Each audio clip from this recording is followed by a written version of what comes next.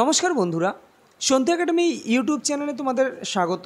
তো দেখো, আজকে আমরা জিকে কোশ্চেন সেট 4 নিয়ে আলোচনা করব। এর আগে 1 থেকে 3 পর্যন্ত যেসব সেট দিয়েছি, যারা এখনও দেখোনি তারা কিন্তু অবশ্যই সেগুলো দেখে নিও। যা আপকামিং তোমার আরআরবি গ্রুপ ডি বলো, এনটিপিসি বলো, পিএসসি ক্লার্ক, এমটিএস সমস্ত পরীক্ষার জন্যই জিকে গুরুত্বপূর্ণ। তবে হ্যাঁ, এটা এনটিপিসিকে টার্গেট করে কিন্তু এই সেটগুলো দেওয়া হয়েছে, কেননা সায়েন্সের ভাগটা অনেকটাই কম দেওয়া আছে। তো যখন গ্রুপ ডির ফর্ম ফিল আপ বেরোবে, আমি তখন সায়েন্স আস্তে আস্তে বাড়িয়ে দেবো, এবং সায়েন্স যদি সেরকম দেখি তাহলে সায়েন্সের উপরই আমি কোশ্চেন সেট আলাদা করে নিয়ে আসবো। ওকে, তো চলো আর বেশি কথা না বেরিয়ে আজকে আমরা যে সেট নাম্বার 4 সেটা নিয়ে আলোচনা করি। তো দেখো, ফার্স্ট কোশ্চেন কী আছে, বলছে নিম্নলিখিত কোন দেশের রাজধানীর নাম ত্রিপোলি। বলছে ত্রিপোলি রাজধানী এটি কোন দেশের? লিবিয়া, মরিশাস, মরক্কো নাকি কেনিয়া? তো রাইট অ্যান্সার অপশান নাম্বার এ, লিবিয়া হচ্ছে তোমার, লিবিয়ার যে দেশ, এই লিবিয়া দেশের রাজধানী হচ্ছে তোমার ত্রিপোলি। ক্লিয়ার? ভীষণই ইম্পর্টেন্ট কিন্তু, লিবিয়ার রাজধানী হচ্ছে ত্রিপোলি। যদি বলি মরিশাস, মরিশাসের রাজধানী কি? Port Luis. মরিশাসের রাজধানী কি? Port Louis. ক্লিয়ার? তোমরা উচ্চারণটা শোনো, হাতের লেখা যাই হোক। ওকে, পোর্ট লুই হচ্ছে মরিশাসের রাজধানী। মরক্কোর রাজধানী কি? মরক্কোর রাজধানী হচ্ছে রাবাত। মরক্কোর রাজধানী রাবাত। ওকে, এবং তোমার হচ্ছে কেনিয়া, কেনিয়ার রাজধানী হচ্ছে নাইরোবি। তাহলে কেনিয়ার রাজধানী কি? নাইরোবি। মরক্কোর রাজধানী হচ্ছে রাবাত। আর মরিশাসের রাজধানী হচ্ছে তোমার কী লিখলাম? Port Louis. Okay, Port Louis. আর একটা হচ্ছে লিবিয়ার রাজধানী হচ্ছে ত্রিপোলি। পরবর্তী কোশ্চেন, নিচের কোনটি আন্দামান ও নিকোবর দ্বীপপুঞ্জকে পৃথক করেছে? 8 degree channel, 10 degree channel, 9 degree channel নাকি 11 ডিগ্রি চ্যানেল? তো রাইট অ্যান্সার 10 ডিগ্রি চ্যানেল কিন্তু আন্দামান ও নিকোবর দ্বীপপুঞ্জকে কিন্তু পৃথক করেছে 10 ডিগ্রি। এবার দেখো, এই যে ভারতের, দেখো ভারতের মিনিকয় দ্বীপকে কমন রেখে, মানে তুমি এটাকে কমন রাখো, ভারতের কী দ্বীপ? মিনিকয় দ্বীপ বা ভারত। এই ভারতের মিনিকয় দ্বীপ আর মালদ্বীপের মধ্যে যে চ্যানেল, সেটা হচ্ছে 8 ডিগ্রি। কি বললাম? ভারতের মিনিকয় দ্বীপ আর মালদ্বীপ, সেটা হচ্ছে 8 ডিগ্রি। আর 9 ডিগ্রি হচ্ছে ভারতের যে তোমার মিনিকয় দ্বীপ আর যে লাক্ষাদ্বীপ, ভারতের মধ্যেই, অর্থাৎ লাক্ষাদ্বীপ ও মিনিকয় দ্বীপ, এটা হচ্ছে তোমার কি? 9 ডিগ্রি চ্যানেল। আর 10 ডিগ্রি চ্যানেল তো আন্দামান নিকোবর বলছি, আর 8 ডিগ্রি হচ্ছে ভারতের মিনিকয় ও মালদ্বীপের মধ্যে। নেক্সট কোশ্চেন, সহস্র হ্রদের দেশ কোনটি? ফিনল্যান্ড, নিউজিল্যান্ড, ইংল্যান্ড নাকি আয়ারল্যান্ড? তো সহস্র হ্রদের দেশ হচ্ছে ফিনল্যান্ড। ফিনল্যান্ডকে বলা হয় সহস্র হ্রদের দেশ। যদি বলি নিউজিল্যান্ড, নিউজিল্যান্ডকে বলা হয় দক্ষিণের ব্রিটেন। তো দক্ষিণের ব্রিটেন কাকে বলা হয়? নিউজিল্যান্ডকে। ইংল্যান্ড কি? ইংল্যান্ডের বিশেষ করে অক্সফোর্ড যে, সেটাকে, তাকে যে বলা হয় শঙ্খ বৃত্তাকৃতি। কি বললাম? শঙ্খ বৃত্তাকৃতি স্বপ্নের শহর। ইংল্যান্ডের কি বললাম? অক্সফোর্ড। ইংল্যান্ডের অক্সফোর্ডকে বলা হয় শঙ্খ বৃত্তাকৃতি স্বপ্নের শহর। আর আয়ারল্যান্ডকে কি বলা হয়? তাকে বলা হয়, সকলেই যেন, পান্নার দ্বীপ, তাই না? আয়ারল্যান্ড হচ্ছে পান্নার দ্বীপ। তো এই জিনিসগুলো কিন্তু এইভাবে প্রতিনিয়ত রিভিশন হবে, যত ভিডিওর মাধ্যমে বিভিন্ন রিভিশন চলতে থাকবে, তো দেখবে রিভিশন হতে হতে এগুলো মুখস্থ হয়ে যাবে। এবং আমি যে বলছি না, তোমরাও নিজেরা পজ করে একবার উচ্চারণ করে মুখস্থ করে নাও বিষয়গুলো। নেক্সট কোশ্চেন, বিশ্বের প্রথম মহিলা মিস ওয়ার্ল্ড, তার নাম কি? কিকি হ্যাকানসন। তো এটা হচ্ছে ইনি হচ্ছেন বিশ্বের প্রথম মহিলা মিস ওয়ার্ল্ড। তিনি কোন দেশের নাগরিক? ফিনল্যান্ড, নরওয়ে, সুইডেন নাকি আর্জেন্টিনা? তো তিনি কিন্তু সুইডেনের নাগরিক। সুইডেনের নাগরিককে তোমার কিকি হ্যাকানসন, যিনি বিশ্বের প্রথম মহিলা মিস ওয়ার্ল্ড। নেক্সট কোশ্চেন, ফুটবলের আইনস্টাইন কাকে বলা হয়? কি বললাম? ফুটবলের Einstein. Diego Maradona, David Beckham, গোস্টোপাল নাকি পেলে? দেখো, পেলেকে কি বলা হয় তোমরা জানো? ফুটবলের সম্রাট বলা হয়, তাই না? ফুটবলের সম্রাট কাকে বলা হয়? পেলেকে। আচ্ছা, গোস্টোপালকে তোমরা জানো চাইনিজ ওয়াল বলা হয়, গোস্টোপাল। আর দিয়েগো মারাদোনাকে কি বলা হয়? দিয়েগো মারাদোনা হচ্ছে তোমার ফুটবলের রাজপুত্র, তাই না? দিয়েগো মারাদোনা হচ্ছে ফুটবলের রাজপুত্র। তাহলে পড়ে আছে কে? David Beckham. অর্থাৎ ফুটবলের আইনস্টাইন কাকে বলা হয়? ডেভিড বেকহামকে। বেকহ্যাম। ওকে, বাকি তো বলেই দিলাম, দিয়েগো মারাদোনা রাজপুত্র, গোষ্ঠপাল হচ্ছে চাইনিজ উমাল, আর পেলেকে বলা হয় ফুটবলের সম্রাট। Next question, Indian Institute of Space Science and Technology, এই যে সংস্থাটা সেটা কোথায় অবস্থিত? ত্রিবানন্তপুরম, রুরকি, নয়ডা নাকি পাতিয়ালা? তো রাইট আনসার কী হবে? Right answer option number A, ত্রিবানন্তপুরমে কিন্তু এই Indian Institute of Space Science and Technology এই যে সংস্থাটা সেটা কিন্তু অবস্থিত ত্রিবানন্তপুরম। প্রথম কোন ভারতীয় অলিম্পিকের একক প্রতিযোগিতা বিভাগে স্বর্ণপদক পান?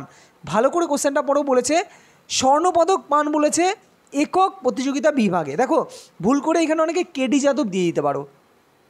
দেখো কেডি যাদব তিনি কিন্তু স্বর্ণপদক পাননি, তিনি ব্রোঞ্জ পদক পেয়েছিলেন, তাই না, 1920 সালে, যত সম্ভব 1920।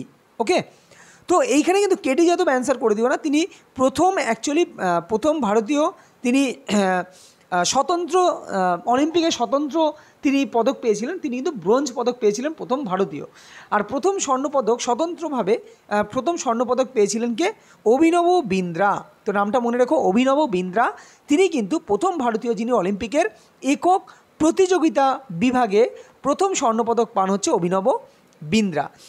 নেক্সট কোশ্চেন, আর তারপরে এইখানে অভিনব বিন্দ্রা তো গেল, কিন্তু এই কেডি যাদব সম্পর্কে তো বললাম, প্রথম তিনি ব্রোঞ্জ পদক পেয়েছিলেন এবং তিনি কিন্তু কুস্তিতে, তাই না, কুস্তির সঙ্গে জড়িত। কেডি যাদব হচ্ছে কুস্তি। তো এই যে জিনিসগুলো কিন্তু মনে রাখতে হবে, তোমাকে দিতেই পারে কেডি যাদব নিম্নলিখিত কোন খেলার সঙ্গে জড়িত। নোবেল শান্তি পুরস্কার কোন শহরে প্রদান করা হয়? অসলো, স্টকহোম, ব্রাসেলস নাকি জেনেভা? তো নোবেল শান্তি পুরস্কার এটা কোন শহরে প্রদান করা হয়? এটা হচ্ছে অসলো শহরে। Just 1 minute. ওকে, অসলো শহরে কিন্তু এই নোবেল শান্তি পুরস্কার প্রদান করা হয়। যদি বলা হয় এই অসলো শহরটা কোথায় অবস্থিত, মানে কোন দেশে অবস্থিত, তো মনে রাখবে নরওয়ে। তো নরওয়ের অসলো শহরে কিন্তু এই নোবেল শান্তি পুরস্কার প্রদান করা হয়। আচ্ছা, যদি বলা হয় এই নোবেল শান্তি পুরস্কার প্রথম পান কে, তো ভীষণ গুরুত্বপূর্ণ, প্রথম যারা পান, তো প্রথম পান মনে রাখবে ফ্রেডরিক প্যাসি। ফ্রেডরিক নামটা লিখে দিলাম। আচ্ছা, কবে থেকে দেওয়া হয় সেটা একটু শুনে নাও। 1901 সাল থেকে কিন্তু এই নোবেল শান্তি পুরস্কার দেওয়া হয়, মানে নোবেল পুরস্কারগুলো অ্যাকচুয়ালি দেওয়া হয় 1901 সাল থেকে। তো নোবেল শান্তি পুরস্কারও 1901 সাল থেকে দেওয়া হয়। প্রথম পাইকে ফ্রেডরিক প্যাসি, কি বললাম, ফ্রেডরিক প্যাসি। ওকে, ফ্রেডরিক প্যাসি।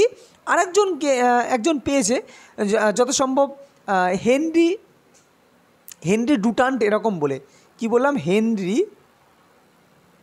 হেনরি ডুটান্ট,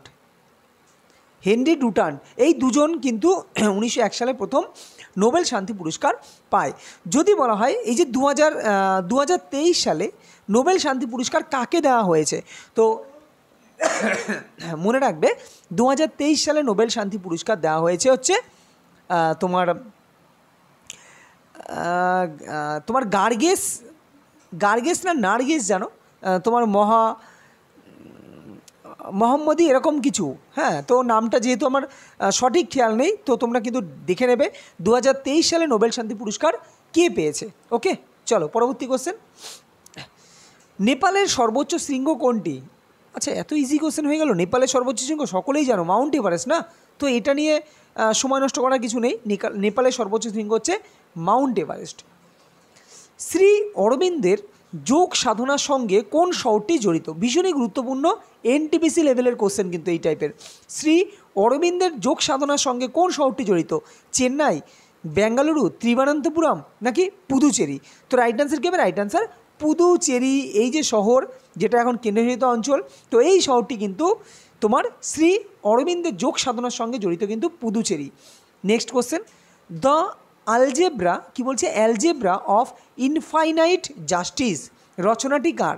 মানে এটা একটা রচনা, তো এই রচনাটি কার?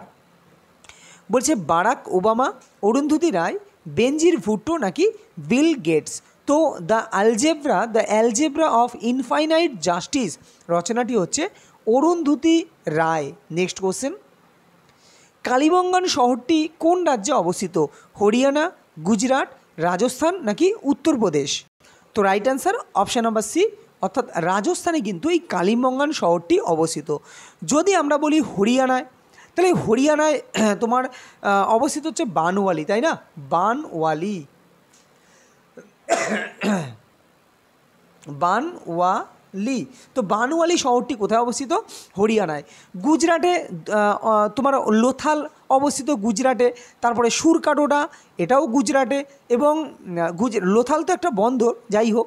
তো ধোলাবিরা, সুরকাটোডা, তারপরে লোথাল বন্দর, এগুলো সবই কিন্তু গুজরাটে অবস্থিত। ক্লিয়ার? রাজস্থানে তো বললাম কালিম্পঙ্গান। আচ্ছা, রাজস্থানে কি আর কি আছে? না, রাজস্থানে আর তেমন নেই। উত্তরপ্রদেশে একটা আছে, সেটা হচ্ছে আলমগীরপুর, তাই না? আলমগীরপুর, সেটা কিন্তু উত্তরপ্রদেশে অবস্থিত। আলমগীরপুর। ক্লিয়ার? তাহলে হরিয়ানায় কি? বানওয়ালি। হরিয়ানায় বানওয়ালি। গুজরাটে দুটো, ধোলাবিরা আর তোমার হচ্ছে সুরকাটোডা। লোথাল কোথায়? ও লোথালও গুজরাটে, সে তো বললামই। কালিম্পঙ্গান রাজস্থান। আচ্ছা, সুচকাজেন্দর কোথায় আছে? সুচকাজেন্দর, সেটা হচ্ছে কিন্তু পাকিস্তানের যে বালুচিস্তান যে প্রদেশ আছে সেখানে কিন্তু অবস্থিত সুচকাজেন্দর। ক্লিয়ার? ওকে। আচ্ছা, এইখানে আসতে পারে যে এই যে লোথাল বন্দর, কি বললাম? লোথাল বন্দর, যেটা কোথায় অবস্থিত? গুজরাটে অবস্থিত। যদি বলা হয় এই লোথাল বন্দরটি কোন নদীর তীরে অবস্থিত, তো মনে রেখো সবরমতী নদীর তীরে কিন্তু এই লোথাল বন্দর অবস্থিত। কি বললাম? সবরমতী নদীর তীরে। এবং এই যে লোথাল বন্দরের আবিষ্কর্তা কে? তো এস.আর. রাও লোথাল বন্দরের আবিষ্কর্তা। এগুলো কিন্তু পরীক্ষায় বারবার এসেছে। যেমন হরপ্পা সভ্যতা তোমরা খুব পড়েছো। হরপ্পা সভ্যতা অ্যাকচুয়ালি তোমার পাকিস্তানের যে পাঞ্জাব তোমার প্রদেশ, তো সেইখানে কিন্তু পাকিস্তানের পাঞ্জাবে কিন্তু বর্তমানে হরপ্পা অবস্থিত। এবং হরপ্পা ইরাবতী বা রাভি নদীর তীরে অবস্থিত, যেটা আবিষ্কার করেছে কে? দয়ারাম সাহানি। আর মহেঞ্জোদারো হচ্ছে রাখাল দাস বন্দ্যোপাধ্যায়। হরপ্পা আবিষ্কার করেছে 1921 সালে, আর মহেঞ্জোদারো হচ্ছে 1922 সালে। নেক্সট কোশ্চেন দেখো, গান্ধীজির চম্পারণ সত্যাগ্রহের সময় ভারতের ভাইসরয় কে ছিলেন? Lord Irwin, Lord Hardinge, Lord reading নাকি লর্ড চেমসফোর্ড? তো কি বলেছে? গান্ধীজির চম্পারণ সত্যাগ্রহ যেটা, সেই সময় কে ছিলেন? Lord Chelmsford. কিন্তু তার আমলে কিন্তু গান্ধীজির চম্পারণ সত্যাগ্রহ এটা হয়। ওকে, চলো নেক্সট কোশ্চেন। নিচের কোন গ্রহটি একটি অন্তস্থ গ্রহ? বৃহস্পতি, মঙ্গল, শনি, নেপচুন। দেখো মনে রাখবে, বুধ, শুক্র,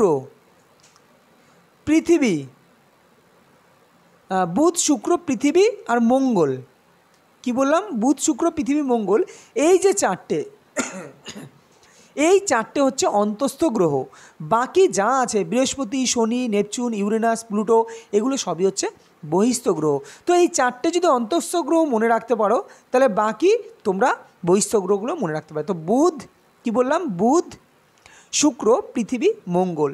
হ্যাঁ, এগুলো হচ্ছে অন্তস্থ গ্রহ। তো রাইট অ্যান্সার কী হবে? Option number B is a correct answer. Next question, Congo নদী কোন মহাদেশে অবস্থিত? আফ্রিকা, উত্তর আমেরিকা, দক্ষিণ আমেরিকা নাকি রাশিয়া? তো কঙ্গো নদী কোথায় অবস্থিত? কঙ্গো নদী কিন্তু আফ্রিকায় অবস্থিত। এবং এই কঙ্গো নদী সম্পর্কে গুরুত্বপূর্ণ একটা তথ্য হচ্ছে, তোমাকে পরীক্ষায় দেবে যে নিরক্ষরেখা, আমাদের যে নিরক্ষরেখা দুবার অতিক্রমকারী নদীর নাম, মানে নিরক্ষরেখা সেই নদীর উপর দিয়ে দুবার অতিক্রম করেছে। তো মনে রাখবে, এই যে কঙ্গো নদী, এই কঙ্গো নদীর উপর দিয়ে নিরক্ষরেখা কিন্তু দুবার অতিক্রম করেছে। তো ভীষণই গুরুত্বপূর্ণ কোশ্চেনটা, জাস্ট মনে আসলো বলে দিলাম।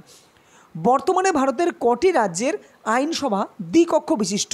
4, 7, 5 নাকি 6? তো রাইট আনসার কি? 6টি রাজ্যের। অ্যাকচুয়ালি আগে ছিল কিন্তু 7টা রাজ্য, কিন্তু বর্তমানে জম্মু কাশ্মীরটা বাদ গেছে। তো 6টি রাজ্যের আইনসভা কিন্তু দ্বিকক্ষ বিশিষ্ট। দেখো রাজ্যগুলো একটু বলে দিই, একটু মনে রেখো। একটা হচ্ছে তোমার বিহার, ঠিক আছে? আমি সংক্ষেপে লিখি। তো বিহার হচ্ছে তোমার দ্বিকক্ষ বিশিষ্ট। অন্ধ্রপ্রদেশ এপি দ্বিকক্ষ বিশিষ্ট। তারপরে তোমার ইউপি উত্তরপ্রদেশ, এটাও দ্বিকক্ষ বিশিষ্ট। কর্ণাটক, এটাও দ্বিকক্ষ বিশিষ্ট। এবং মহারাষ্ট্র, তেলেঙ্গানা। কি বললাম? মহারাষ্ট্র ও তেলেঙ্গানা। তাহলে কি বিহার, অন্ধ্রপ্রদেশ, উত্তরপ্রদেশ, কর্ণাটক, মহারাষ্ট্র, তেলেঙ্গানা, এই কটি অর্থাৎ এই 6টি তোমার রাজ্য আছে যেগুলো হচ্ছে দ্বিকক্ষ বিশিষ্ট। আগে ছিল 7টা। চলো পরবর্তী কোশ্চেন। বাচপান বাঁচাও আন্দোলনের সূচনা করেছিলেন কে? কি? বাচপান বাঁচাও।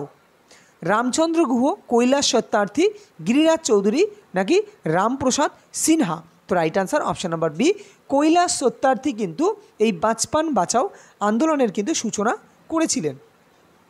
অপারেশন ফ্লাড কথাটি নিচের কোনটির সঙ্গে যুক্ত? দুগ্ধ উৎপাদন, গম উৎপাদন, বন্যা নিয়ন্ত্রণ নাকি জল সংরক্ষণ? তো অপারেশন ফ্লাড এই কথাটি কিন্তু দুগ্ধ উৎপাদনের সঙ্গে জড়িত। নেক্সট কোশ্চেন নাম্বার 19, দ্বিতীয় পরশুরাম নামে কে পরিচিত? মহাপদ্মনন্দ, ধর্মপাল, চন্দ্রগুপ্ত মৌর্য নাকি দ্বিতীয় চন্দ্রগুপ্ত? তো রাইট অ্যান্সার অপশান নাম্বার এ, মহাপদ্মনন্দ। ইনি কিন্তু দ্বিতীয় পরশুরাম নামে কিন্তু পরিচিত মহাপদ্মনন্দ, এবং তিনি কিন্তু এছাড়াও সর্বক্ষত্রান্তক, কি বললাম, মহাপদ্মনন্দ কিন্তু সর্বক্ষত্রান্তক, ওকে, সর্বক্ষত্রান্তক নামেও কিন্তু পরিচিত, এবং তিনি কিন্তু একরাট নামেও পরিচিত। একরাট, তো একরাট, দ্বিতীয় পরশুরাম, সর্বক্ষত্রান্তক, এই সবই কিন্তু মহাপদ্মনন্দকে উপাধি দেওয়া হয়েছে। যদি বলি চন্দ্রগুপ্ত মৌর্য, চন্দ্রগুপ্ত মৌর্য ইনি কিন্তু তোমার রাজাধিরাজ বা মহারাজাধিরাজ, কি বললাম, মহারাজাধিরাজ কিন্তু চন্দ্রগুপ্ত মৌর্য, তিনি মহারাজাধিরাজ নামে পরিচিত। সেরকম দ্বিতীয় চন্দ্রগুপ্ত তিনি কিন্তু সকারি উপাধি পেয়েছিলেন, সকারি। তারপরে তোমার হচ্ছে ধর্মপালকে যদি বলি, ধর্মপাল তিনি কিন্তু পরমেশ্বর পরম ভট্টারক বা উত্তর পথস্বামী, কি বললাম, পরমেশ্বর পরম ভট্টারক বা উত্তর পথস্বামী নামে পরিচিত কিন্তু এই ধর্মপাল। সেরকমভাবে স্কন্দগুপ্ত তোমরা জেনে থাকবে, স্কন্দগুপ্ত হচ্ছে ভারতের রক্ষাকারী।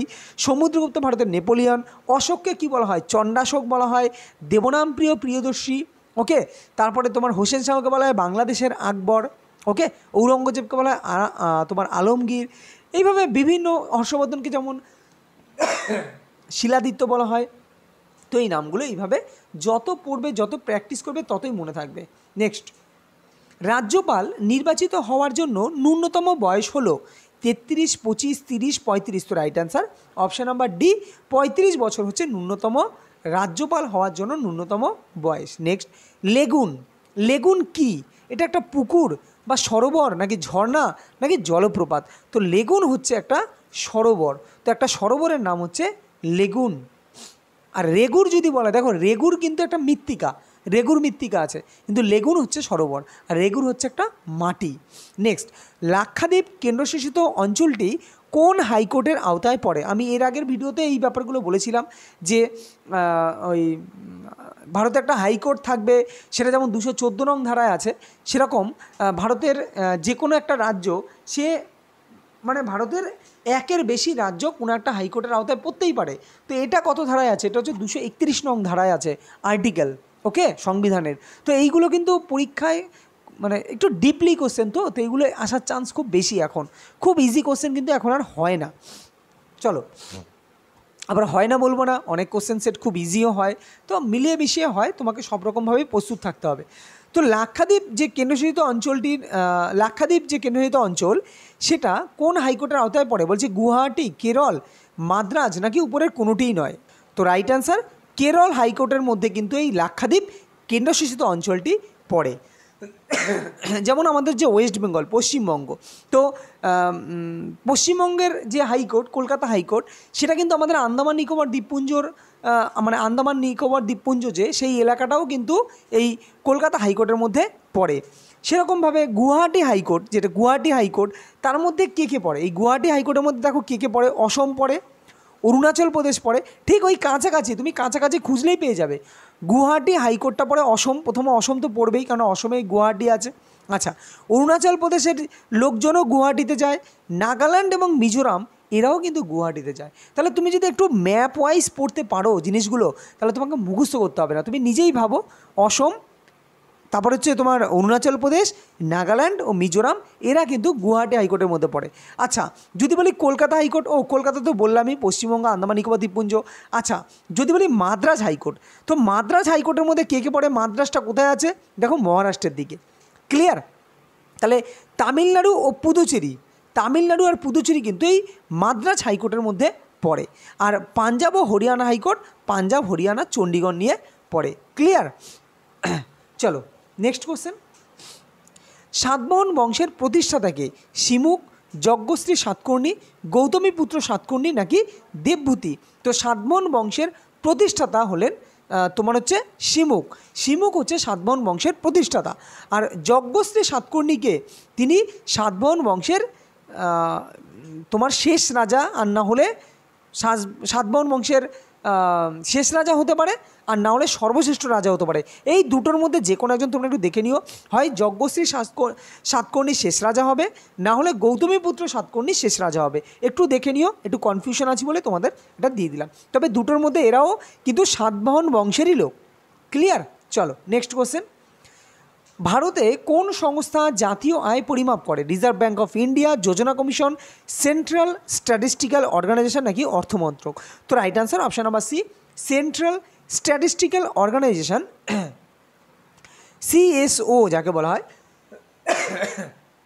তো এরা কিন্তু ভারতে একটা সংস্থা যারা জাতীয় আয় পরিমাপ করে। Next question. কততম সংবিধান সংশোধনীর মাধ্যমে দশম তপশিল, আচ্ছা প্রথম কোশ্চেন একটা বলি, দশম তপশিলে কি করা হয়েছে বলো তো? দশম তপশিলে অ্যাকচুয়ালি এই যে দলত্যাগ বিরোধী আইন যাকে বলা হয়, অ্যান্টি ডিফেকশন ল, তো দলত্যাগ বিরোধী আইন কিন্তু এই দশম তপশিলে অ্যাকচুয়ালি আনা হয়েছে।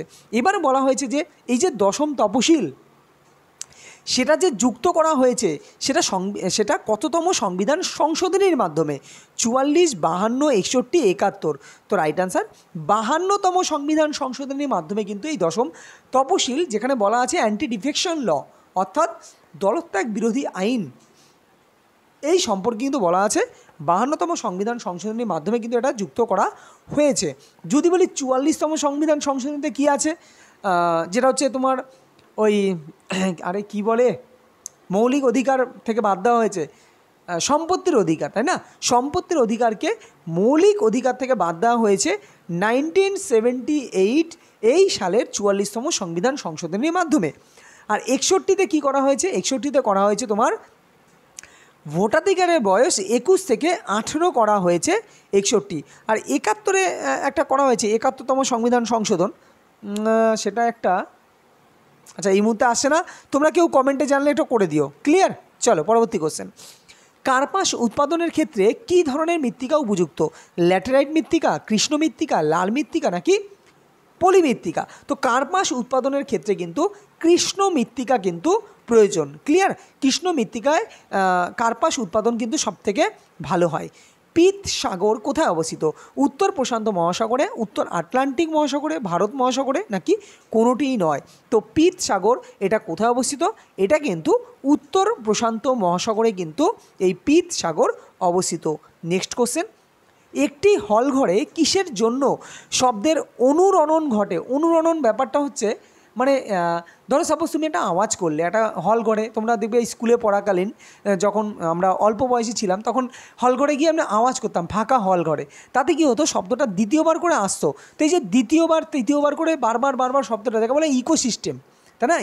ইকো হওয়া, তো এই যে ব্যাপারটা এটাকে বলা হয় অনুরণন। বা মেঘের যে গুরু গর্জন, তোমাদের পরীক্ষা আসতে পারে যে মেঘের যে গুরু গর্জন হয় এটা কী কারণে? তো এটা কিন্তু অ্যাকচুয়ালি অনুরণনের জন্য। ক্লিয়ার? অনুরণন এর জন্যই কিন্তু মেঘের গুরু অর্জন হয়। তাহলে এই আবার অনুরণনটা ঘটে কী কারণে? তো ঘটে কিন্তু অ্যাকচুয়ালি প্রতিফলনের কারণে। ক্লিয়ার? শব্দের মধ্যে যে প্রতিফলন হয় এই প্রতিফলনের কারণেই কিন্তু শব্দের অনুরণন ঘটে। এবার যদি বলি ব্যতিচারটা কী স্যার? তো ব্যতিচার কিছুই না, ব্যতিচার হচ্ছে তোমার আলোর ক্ষেত্রে। তো আলোর ক্ষেত্রে কিন্তু এই ব্যতিচার কথাটা আসবে। ক্লিয়ার? আলোর ক্ষেত্রে ব্যতিচার কথাটা আসবে। প্রতিসরণ ব্যাপারটাও আলোর ক্ষেত্রে, আর বিশোষণ হচ্ছে কোনো কিছু শোষণ করা ব্যাপার। চলো পরবর্তী কোশ্চেন। কোন নদীকে বাংলার দুঃখ বলা হয়? মহানদী, সুবর্ণরেখা, দামোদর নাকি তিস্তা? তো দামোদর নদীকে না, দামোদর নদী তো দক্ষিণ ভারতের গঙ্গা না, দক্ষিণ ভারতের গঙ্গা হচ্ছে গোদাবরী। ওকে, তো দামোদর নদীকে কিন্তু এই বাংলার দুঃখ বলা হয়। Next question. কত সালে বন্দিবাসের যুদ্ধ হয়েছিল? 1760, 1761 নাকি 1764 নাকি 1759? তো রাইট অ্যান্সার অপশান নাম্বার এ, অর্থাৎ 1760 সালে কিন্তু এই বন্দিবাসের যুদ্ধ হয়েছিল। পরীক্ষায় আসতে পারে এই বন্দিবাসের যুদ্ধ কার মধ্যে হয়েছিল? মনে রাখবে আয়ারকুট, কি বললাম? ইংরেজ সেনাপতি আয়ারকুট, একটু বলে দিই, আয়ারকুট ও তোমার আর ফরাসি সেনাপতি কাউন্ট লালি, কাউন্ট লালি। ওকে, তাহলে কি ইংরেজ সেনাপতি আয়ারকুট ও ফরাসি সেনাপতি তোমার কাউন্ট লালি এর মধ্যে কিন্তু এই বন্দিবাসের যুদ্ধ হয়েছিল, যেটা 1760 সালে। তো 1761-তে তোমরা জানো পানিপথের তৃতীয় যুদ্ধ হয়েছিল।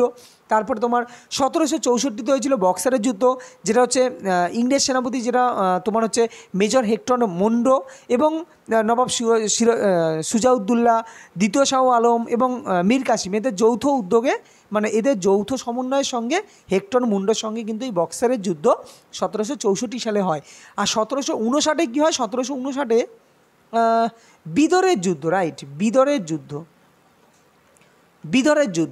তাহলে 1760 বন্দিবাস, 1761, আচ্ছা 1759 দিয়ে শুরু করি, তাহলে 1759 বিদর, 1760 হচ্ছে বন্দিবাস, 1761 পানিপথের তৃতীয় যুদ্ধ এবং 1764 হচ্ছে বক্সারের যুদ্ধ। নেক্সট কোশ্চেন, উগাড়ি কোথাকার একটি বিখ্যাত লোক উৎসব? কেরল, ঝাড়খণ্ড, কর্ণাটক নাকি তামিলনাড়ু? তো এটি কিন্তু কর্ণাটকের একটি বিখ্যাত লোক উৎসব, বিখ্যাত উৎসব হচ্ছে উগাড়ি। তো উগাড়ি কর্ণাটক। যদি বলি কেরল, তো কেরলে ওনাম তোমরা জানো। বিহার বা ঝাড়খণ্ড এগুলো হচ্ছে ছট পুজো। তারপরে তোমার তামিলনাড়ু কি? তামিলনাড়ু হচ্ছে পোঙ্গল, তাই না? তামিলেতে পোঙ্গল। আচ্ছা, বিহার ওনাম তো বললাম, আচ্ছা ছট পুজোও বলে দিলাম, যেটা হচ্ছে বিহার বা ঝাড়খণ্ড।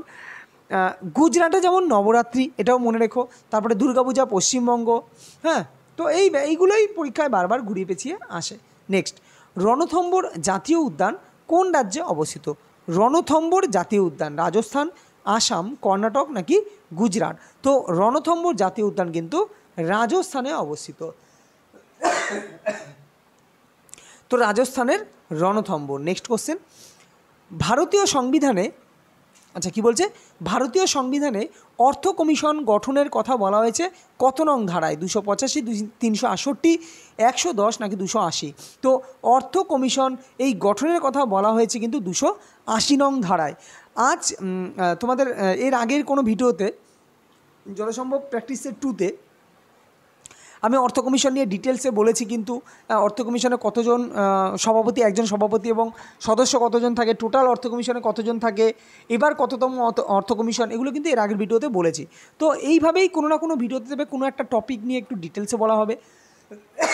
আবার সেটা কিছু ভিডিওর 4-5টা ভিডিওর পরে আবার সেই টপিক নিয়ে আলোচনা হবে। তো এইভাবে কি ঘুরিয়ে ঘুরিয়ে কিছুদিন অন্তর অন্তর এই জিনিসগুলো বারবার আলোচনা হবে বলে তোমাদের সব কিছু কিন্তু মনে থাকবে যদি তোমরা এই ভিডিওগুলো দেখো। এবং যদি ভালো লাগে তোমরা চ্যানেলটিকে সাবস্ক্রাইব করো এবং পাশের বেল আইকনটা অন করে দিও। যখনই আমরা আপলোড করবো তখন নোটিফিকেশনটা তোমাদের কাছে চলে যাবে। নেক্সট কোশ্চেন, আচ্ছা 110 তোমরা তো জানো, 110 হচ্ছে মানি বিল, তাই না? 368 এখানে সংবিধান সংশোধনের ব্যাপার কিন্তু। চলো, অর্থনীতির জনক কাকে বলা হয়?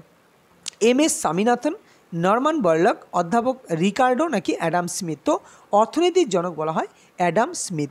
নরমান বরলক তিনি, তাকে কি বলা হয়? বিশ্বে সবুজ বিপ্লবের জনক, তাই না? বিশ্বে সবুজ বিপ্লবের জনক হচ্ছে নরমান বরলক, আর এম.এস. স্বামীনাথন হচ্ছে ভারতের সবুজ বিপ্লবের জনক হচ্ছে এম.এস. স্বামীনাথন। কোন রাজ্যে হাম্পির ধ্বংসাবশেষ অবস্থিত? বিহার, কর্ণাটক, উত্তরপ্রদেশ নাকি তামিলনাড়ু? তো হাম্পির যে ধ্বংসাবশেষ সেটা অবস্থিত কিন্তু কর্ণাটক, তাই না? কর্ণাটকে হাম্পি আছে, তো হাম্পির ধ্বংসাবশেষ অবস্থিত হচ্ছে কর্ণাটক। নেক্সট কোশ্চেন, সান্দ্রতা মাপক যন্ত্রের নাম কি? অ্যামিটার, পোটেনশিওমিটার, আচ্ছা এটা পোটেনশিওমিটার, পকারে পো, টয়কার ন, সিও, ওকে, সি ও। তো পোটেনশিওমিটার আর নাকি ভিস্কোমিটার নাকি সোনোমিটার? দেখো সোনোমিটার তো শব্দের তরঙ্গ মাপক যন্ত্র, ওকে। তাহলে অ্যামিটার কি? অ্যামিটার হচ্ছে তড়িৎ প্রবাহ মাপক যন্ত্র, আর পোটেনশিওমিটার হচ্ছে তড়িৎ চালক বল মাপক যন্ত্র। তাহলে পড়ে আছে কি? সান্দ্রতা মাপক যন্ত্রের নাম হচ্ছে ভিস্কোমিটার। তো ভিস্কোমিটার দিয়ে আমরা সান্দ্রতা পরিমাপ করতে পারি। আল হিলাল পত্রিকার সম্পাদককে? মৌলানা আবুল কালাম আজাদ, মহাত্মা গান্ধী, বদরুদ্দিন তৈয়বজি নাকি জাকির হোসেন? তো আল হিলাল পত্রিকার সম্পাদক মৌলানা আবুল কালাম আজাদ, যিনি ভারতের প্রথম শিক্ষামন্ত্রী, তিনি কিন্তু আল হিলাল পত্রিকার সম্পাদক। মহাত্মা গান্ধী হরিজন পত্রিকা। আচ্ছা, বদরুদ্দিন তৈয়বজি ইনি হচ্ছেন আইএনসি অর্থাৎ ইন্ডিয়ান ন্যাশনাল যে কংগ্রেস, তার প্রথম মুসলিম সভাপতি, এই ইন্ডিয়ান ন্যাশনাল কংগ্রেসের প্রথম মুসলিম সভাপতি হচ্ছে বদরুদ্দিন তৈয়বজি। আর ডক্টর জাকির হোসেন প্রথম, মানে ভারতে, স্বাধীন ভারতের প্রথম মুসলিম রাষ্ট্রপতি হচ্ছে ডক্টর জাকির হোসেন। যদি আইএনসি সম্পর্কে একটু বলি, তোমরা জানো 1885-এ প্রথম অধিবেশন বসে, যার সভাপতিত্বে ছিলেন কে, তোমার উমেশচন্দ্র ব্যানার্জি। ওকে, আর এই আইএনসি প্রতিষ্ঠা করানো হচ্ছে A.O. হিউম অর্থাৎ অ্যালান অক্টাভিয়ান হিউম। ক্লিয়ার? চলো নেক্সট কোশ্চেন। জলি গ্র্যান্ড বিমানবন্দর, কি বললাম? জলি গ্র্যান্ড বিমানবন্দর কোথায় অবস্থিত? রাঁচি, ইন্দোর, দেরাদুন নাকি ভোপাল? তো রাইট অ্যান্সার কী হবে? Right answer option number C, Dehradun, যেটা উত্তরাখণ্ডের দেরাদুনে কিন্তু এই জলি গ্র্যান্ড বিমানবন্দর অবস্থিত। এর সাথে দেখো, যদি বলি রাঁচিতে কোন বিমানবন্দর অবস্থিত, তো মনে রাখবে রাঁচিতে হচ্ছে তোমার রাঁচিতে হচ্ছে বিরসা মুন্ডা, রাইট, বিরসা মুন্ডা। তো বিরসা মুন্ডা বিমানবন্দর কোথায় অবস্থিত? রাঁচিতে অবস্থিত। ইন্দোর, মধ্যপ্রদেশের যে ইন্দোর শহর, তোমরা জানো পরিচ্ছন্নতার দিক থেকে বরাবরই স্বীকৃতি পেয়ে আসছে। ওকে, সবচেয়ে পরিচ্ছন্ন শহর। তো এই যে ইন্দোর, এই ইন্দোর শহরে তোমার কিন্তু দেবী অহল্যাবাই হোলকার বিমানবন্দর, কি বললাম? দেবী অহল্যাবাই হোলকার দেবী অহল্যাবাই হোলকার বিমানবন্দর কিন্তু অবস্থিত তোমার ইন্দোরে। দেরাদুনে তো জলি গ্র্যান্ড বিমানবন্দর, আর ভোপালে হচ্ছে রাজা ভোজ বিমানবন্দর। সেরকমভাবে তোমার আহমেদাবাদে হচ্ছে সর্দার বল্লভভাই প্যাটেল আন্তর্জাতিক বিমানবন্দর। রায়পুরে আছে স্বামী বিবেকানন্দ বিমানবন্দর, এটাও কিন্তু পরীক্ষা আসে। হ্যাঁ, স্বামী বিবেকানন্দ বিমানবন্দর কোথায় অবস্থিত? রায়পুরে। হায়দ্রাবাদের রাজীব গান্ধী বিমানবন্দর। সেরকম মুম্বাই আছে ছত্রপতি শিবাজী আন্তর্জাতিক বিমানবন্দর। গুয়াহাটিতে আছে লোকপ্রিয় গোপীনাথ বরদলৈ বিমানবন্দর, গুয়াহাটি।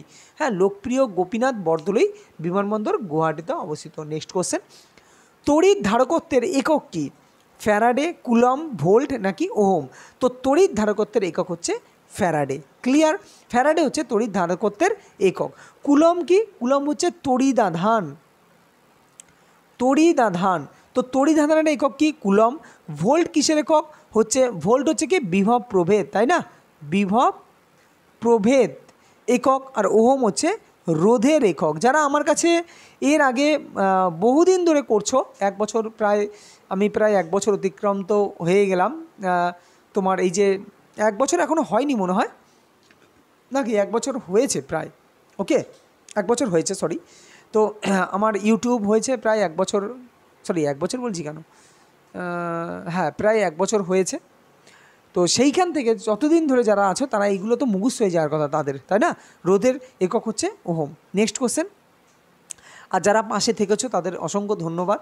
ওকে, চলো, নিম্নলিখিত কোনটি কেন্দ্র আরোপ করে? বলছে কোনটি কেন্দ্র আরোপ করে, মানে কোন করটি? বলছে ভূমি রাজস্ব কর, কৃষি আয়ের উপর কর, আয়কর নাকি টোল কর? দেখো, কেন্দ্র আরোপ করে ভূমি রাজস্ব কিন্তু রাজ্য সরকারের কর, কৃষি আয়ের উপর কর সেটাও রাজ্য সরকারের কর। তার মানে পড়ে থাকলো কি? টোল কর, এটাও রাজ্য, কিন্তু আয়কর এটা কিন্তু কেন্দ্র আরোপ করে। তো আয়কর কিন্তু কেন্দ্র আরোপ করে। তো এই হচ্ছে আমাদের আজকে প্র্যাকটিস সেট 3 নিয়ে আমরা আলোচনা করলাম। তো যদি ভালো লেগে থাকে ভিডিওটা, অবশ্যই তোমরা লাইক করো, শেয়ার করো এবং কমেন্ট করো। আর এরকম ভিডিও পেতে চাইলে আমাদের চ্যানেলটিকে অবশ্যই সাবস্ক্রাইব করতে হবে। এবং আরেকটা জিনিস বলে রাখি যে সন্তু একাডেমি এই নামেই কিন্তু একটা টেলিগ্রাম চ্যানেল আছে। তো আমি লিঙ্ক দিয়ে দেবো ডেসক্রিপশনে, সেখানে আমি পিডিএফ প্রোভাইড করে দেবো। হয়তো কোনো পিডিএফ প্রোভাইড করতে ভুলে যাই, তো পরের দিন কিন্তু সেই পিডিএফ বা পরে যখন দেবো আগে পরে তোমরা দেখবে পিডিএফ প্রোভাইড হয়ে যাবে।